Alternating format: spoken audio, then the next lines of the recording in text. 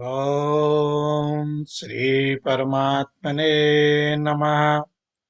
श्रीरामचन्द्राय नमः। श्री सीतापते नमः। श्री हनुमन्ते नमः।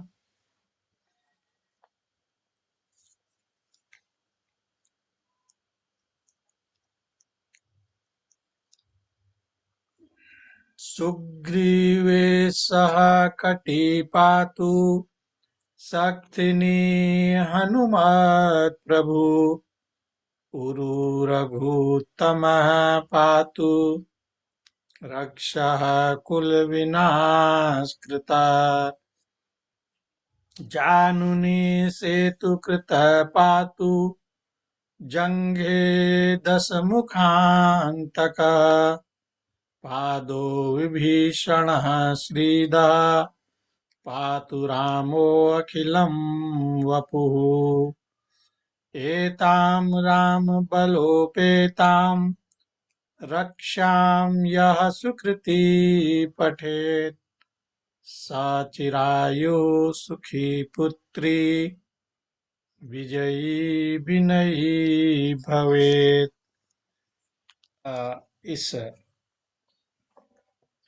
वीडियो में अब श्री वाल्मीकि रामायण के आर्ष आदि श्री वाल्मीकि रामायण के सुंदरकांड से 31वें सर्ग का अध्ययन करते हैं। इस सर्ग में हनुमान जी का सीता जी को सुनाने के लिए श्री राम कथा का वर्णन करने का वर्णन है और इस सर्ग का प्रथम श्लोक इस प्रकार है। एवं बहुविधां चिंतां चिन्तयित्वा महामतिः संस्रवे मधुरं वाक्यं वैदेह्या व्याजहारः। अर्थात इस प्रकार बहुत सी बातें सोचकर विचार कर महामती हनुमान जी ने सीता जी को मधुर वाणी में इस प्रकार कहना आरंभ किया कि इक्ष्वाकु वंश में राजा दशरथ नाम से प्रसिद्ध एक पुण्यात्मा राजा हो गए। वे अत्यंत कीर्तिमान और महान यशस्वी थे। उनके यहाँ रथ, हाथी और घोड़े और बहुत अधिक थे। उन श्रेष्ठ नरेश में राजर्षियों के गुण थे। तपस्या में वे ऋषियों की समानता रखते थे। वे देवराज इंद्र के समान बलवान थे। उनके मन में अहिंसा, धर्म के प्रति बड़ा अनुराग था। उनमें क्षुद्रता का अभाव नहीं था। वे दयालु, सत्य, पराक्रमी और श्रेष्ठ इक्ष्वाकु वंश की शोभा बढ़ाने वाले थे। वे लक्ष्मीवान नरेश, राजोचित लक्षणों से युक्त, परिपुष्ट परिपुष्ट शोभा से संपन्न और भूपालों में श्रेष्ठ थे। चारों समुद्र जिनकी सीमा है, उस संपूर्ण भूमंडल में सब और जिनकी बड़ी ख्याति है, वे स्वयं तो सुखी थे ही और दूसरों को भी सुख देने वाले थे। उनके ज्येष्ठ पुत्र श्री राम नाम से प्रसिद्ध हैं। वे पिता के लाडले, चंद्रमा के समान मनोहर मुख वाले और संपूर्ण धनुर्धारियों में श्रेष्ठ और शास्त्र विद्या के विशेषज्ञ हैं। शत्रुओं को संताप देने वाले श्री राम अपने सदाचार के, स्वजनों के, इस जीव जगत के तथा धर्म के भी रक्षक हैं। उनके बड़े बूढ़े पिता महाराज दशरथ बड़े सत्य प्रतिज्ञ थे।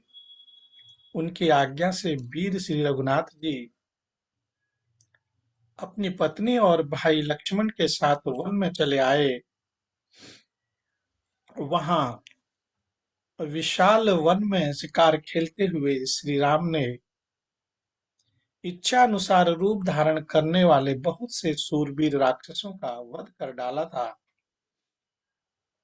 उनके द्वारा जनस्थान के विध्वंस और खर दूषण के वध का समाचार सुनकर रावण ने अमरसवश जनक नंदिनी सीता जी का अपहरण कर लिया। पहले तो उस राक्षस ने माया से मृग बने हुए मारीच के द्वारा वन में श्री रामचंद्र जी को धोखा दिया और स्वयं जानकी जी को हर ले गया। भगवान श्री राम परम साध्वी सीता देवी की खोज करते हुए मतंग वन में आकर सुग्रीव नामक वानर से मिले और उनके साथ उन्होंने मैत्री स्थापित की। तदनंतर शत्रु नगरी पर विजय पाने वाले श्री राम ने वाली का वध करके वानरों का राज्य महामना सुग्रीव को दे दिया और तत्पश्चात वानर राज सुग्रीव की आज्ञा के अनुसार इच्छानुसार रूप धारण करने वाले हजारों वानर सीता देवी का पता लगाने के लिए संपूर्ण दिशाओं में निकले हैं। उन्हीं में से मैं भी एक हूं। मैं संपाति के कहने से विशाल लोचना विदेह नंदिनी की खोज करने के लिए 100 योजन विस्तृत समुद्र को वेग पूर्वक लांग कर यहाँ आया हूँ। मैंने श्री रघुनाथ जी के मुख से जानकी जी का जैसा रूप, जैसा रंग तथा जैसे लक्षण सुने थे, उनके अनुरूप ही इन्हें पाया है। इतना ही कहकर वानर शिरोमणि हनुमान जी चुप हो गए।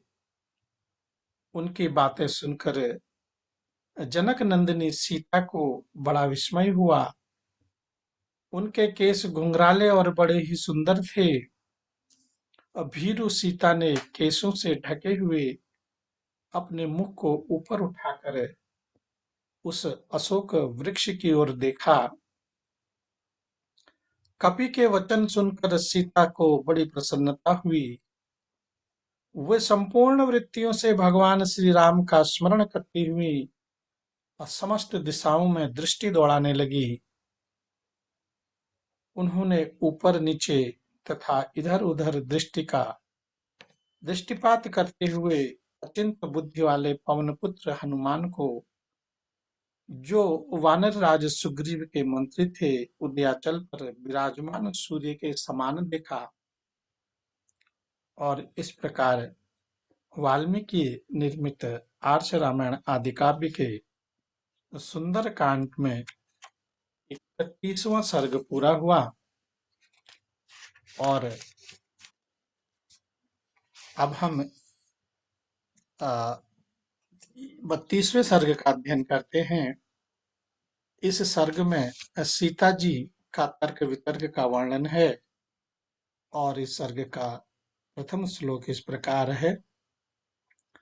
ततः शाखान्तरे लीनं दृष्ट्वा चलितमानसा वेष्टितार्जुनवस्त्रं तं विद्युत्सङ्घातपिङ्गलम् साददर्श कपिं तत्र प्रसितं प्रियवादिनं फुल्लाशोकोकगाकराभ्यासं तप्तचामीकरे क्षणम्। अर्थात तब शाखा के भीतर छिपे हुए विद्युत विद्युत पुंज के समान अत्यंत पिंगल वर्ण वाले और श्वेत वस्त्रधारी हनुमान जी पर उनकी दृष्टि पड़ी और फिर तो उनका चित्त चंचल हो उठा। उन्होंने देखा कि फूले हुए अशोक के समान अरुण कांति से प्रकाशित एक विनीत और प्रियवादी वानर डालियों के बीच बैठा है और उसके नेत्र तपाए हुए स्वर्ण के समान चमक रहे हैं। विनीत भाव से बैठे हुए वानर श्रेष्ठ हनुमान जी को देखकर मिथिलेश कुमारी को बड़ा आश्चर्य हुआ। वे मन ही मन सोचने लगी कि अहो, वानर योनि का यह जीव तो बड़ा ही भयंकर है। इसे पकड़ना बहुत ही कठिन है। इसकी ओर तो आंख उठाकर देखना भी का भी साहस नहीं होता। ऐसा विचार करके वह पुनः भय से मूर्छित हो गईं। भय से मोहित हुई भामिनी सीता अत्यंत करुणाजनक स्वर में हा राम, हा लक्ष्मण ऐसा कहकर दुख से आतुर हो विलाप करने लगी। उस समय सीता मंद स्वर में सहसा रो पड़ी। इतने में ही उन्होंने देखा कि वह श्रेष्ठ बानर बड़ी विनय के साथ निकट आ बैठा है। तब भामिनी मिथिलेश कुमारी ने सोचा कि यह कोई स्वप्न तो नहीं। उधर दृष्टिपात करते हुए उन्होंने वानर राज सुग्रीव के आज्ञा पालक विशाल और टेढ़े मेढ़े मुख वाले परम आदरणीय बुद्धिमानों में श्रेष्ठ वानर प्रवर पवन पुत्र हनुमान जी को देखा। उन्हें देखते ही सीता जी का सीता जी अत्यंत व्यथित होकर ऐसी दशा को पहुंच गई मानो उनके प्राण निकल गए हों। और फिर बड़ी देर में चेत होने पर विशाल लोचना विदेह राजकुमारी ने इस प्रकार विचार किया कि आज मैंने यह बड़ा बुरा स्वप्न देखा है। और सपने में वानर को देखना शास्त्रों ने निषिद्ध बताया है।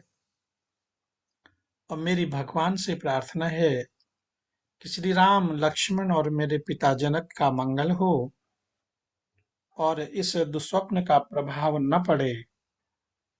परंतु यह स्वप्न तो नहीं हो सकता, क्योंकि शोक और दुख से पीड़ित रहने के कारण मुझे कभी नींद नहीं आती। और नींद उसे आती है जिसे सुख हो। मुझे तो उन पूर्ण चंद्र के समान मुख वाले श्री रघुनाथ जी से बिछुड़ जाने के कारण सुबह सुलभ ही नहीं है। और मैं बुद्धि से सर्वदा राम राम ऐसा चिंतन करके वाणी द्वारा भी श्री राम नाम का ही उच्चारण करती रहती हूँ। अतः उस विचार के अनुरूप वैसे ही अर्थ वाली यह कथा देख और सुन रही हूँ। मेरा हृदय सर्वदा श्री रघुनाथ जी में ही लगा हुआ है। अतः श्री राम दर्शन की लालसा से अत्यंत पीड़ित हो सदा उन्हीं का चिंतन करती हुई उन्हीं को देखती और उन्हीं की कथा सुनती हूँ और सोचती हूँ कि संभव है यह मेरे मन की ही कोई भावना हो। तथापि बुद्धि से भी तर्क वितर्क करती हूँ कि यह जो कुछ दिखाई देता है इसका क्या कारण है। मनोरथ या मन की भावना का कोई स्थूल रूप नहीं होता, परंतु इस वानर का रूप तो स्पष्ट दिखाई दे रहा है और यह मुझसे बातचीत भी करता है। मैं वाणी के स्वामी बृहस्पति को, वज्रधारी इंद्र को, स्वयंभू ब्रह्मा जी को तथा वाणी के अधिष्ठात्र देवता अग्नि को भी नमस्कार करती हूँ। इस बनवासी वानर ने मेरे सामने यह जो कुछ कहा है यह सब सत्य हो, इसमें कुछ भी अन्यथा न हो। इस प्रकार सीता जी के इन्हीं बातों के साथ श्री वाल्मीकि निर्मित आर्ष रामायण आदि काव्य के सुंदर कांड में 32वां सर्ग पूरा हुआ। ओम श्री रामचंद्राय नमः। श्री सीतापते नमः। श्री हनुमते नमः। जय श्री सीताराम। जय